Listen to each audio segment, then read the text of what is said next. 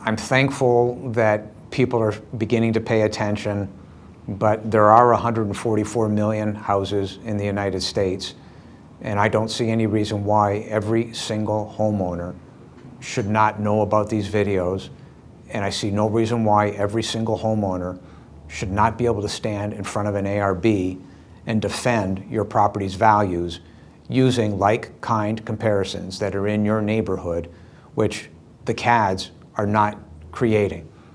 The CADs do not have the right, under any circumstance, to pick comparisons that are not comparisons under USPAP or in the Texas Property Tax Code or under the Texas Constitution. And the same is said for every state in the union.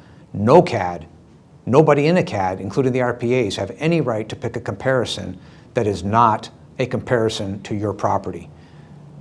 If you can assemble a grid, you can look at the math and you can walk into a CAD and defend your position. And that's the whole purpose of why we're hammering and pushing out these videos, is to help mom and pop be able to stand up and defend themselves. That's the A part. The B part is to simply state property taxes on property straight across the board, be it commercial or houses, have to be eliminated, because that puts your balance sheet at your house back where it should be. Think of yourself as a business. You have income, you have expenses, you have assets. As a business, you're entitled to own the land under your feet to shore up your long-term financial health. And that's why we're doing what we're doing.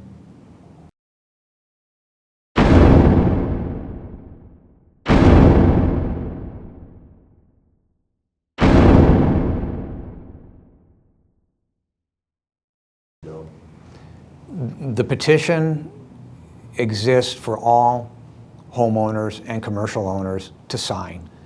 The reason why we're doing that petition is to be able to show the judges that this is not Mitch Wexler.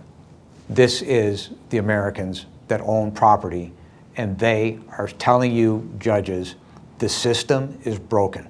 The more people that sign that petition, the more I can push on that point in front of the judges.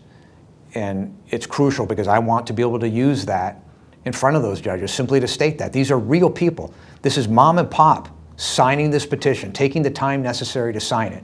And most of the people that are signing it have issues. We're getting emails by the day. We're getting emails by the hour. It's real. The problem exists. It's across the United States. And eventually that will be the power of that petition. Those people who have the privilege to know, which you now are one of those people. Whether you realize it or not, by watching these series of videos, you will have more knowledge and more education than any of these CAD people across the United States. And those who have the privilege to know have a duty to help.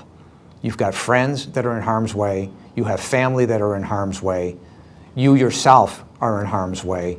You've got the duty to help.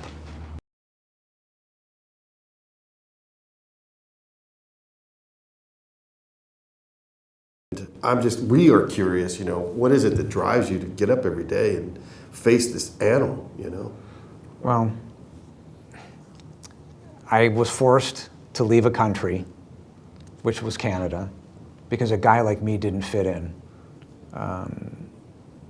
My uncles were in the multifamily business, which was World War II housing in Windsor, and they both got colon cancer simultaneously within a week of each other. So they said, if you want the buildings, they're yours.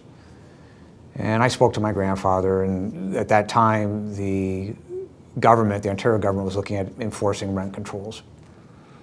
So the conclusion was, although it took a while to make the move, the conclusion was I was done. I couldn't, Canada was no longer my home. My grandfather said, it's not your home anymore. So over a period of time, we started looking. My grandfather wasn't alive when I left. He died a couple years before that. But that's pretty well how long it took in order to be able to get things together to be in that position. And I was a broker, and I was very successful. I was making a lot of money. But I didn't have any money. When I landed in the United States, I had $300,000 in my pocket because my taxes were 75% net effective. So I left, and I'm an extraordinarily lucky and very fortunate person to have the background that I've got. and I'm being taught from the people that I was taught from. And you can look on my website, you'll see a whole story on my family. But when I came here, I was able to do things in the United States that I could never have even imagined if I had stayed in Canada. Well, think of the amount of employees that I've had. You know, when I've got 3 projects under construction, that's 600 employees. That could never have happened in Canada. Think of those things that I've accomplished here that I could never have done had I have stayed in Canada. Now, if the Canadian system wasn't as socialist as it is, I would have loved to stay in my country. But I couldn't, because I didn't have any money. Yeah, my house was paid for, yeah, my Subaru was paid for, but I didn't have any money. And I was making more than everybody on my block combined. You know, 75% net effective is a big chunk of tax. So I left. So the real answer, I guess, to your question, because nobody's ever asked it like that, yeah, I got a chip on my shoulder. I'm pissed off that I was forced to leave, and I'm even more pissed off now that I'm seeing this whole thing play out again right in front of my eyes. I'm not running away. I'm here. I'm going to point this problem out. And if we get really lucky, other people will understand what's going on and start filing lawsuits against all these criminals. Or look under the hood, like you said. File the lawsuits. When you look under the hood, you'll find the crime. It's right there. We've got it. It's all. That's the beauty of the website. That's why we put it together, is to give people, here's the evidence. All you got to do is substitute your numbers. Here's our spreadsheets. All you got to do is plug your numbers in. We even did just yesterday an analysis for Johnson County on the housing affordability. So we're getting to the point now where we can actually look at a county and create a spreadsheet on its actual housing affordability and show how the fraud is being committed on that one thing alone, just for those houses. Never mind everything else. And that lines up with the DAs and the sheriffs.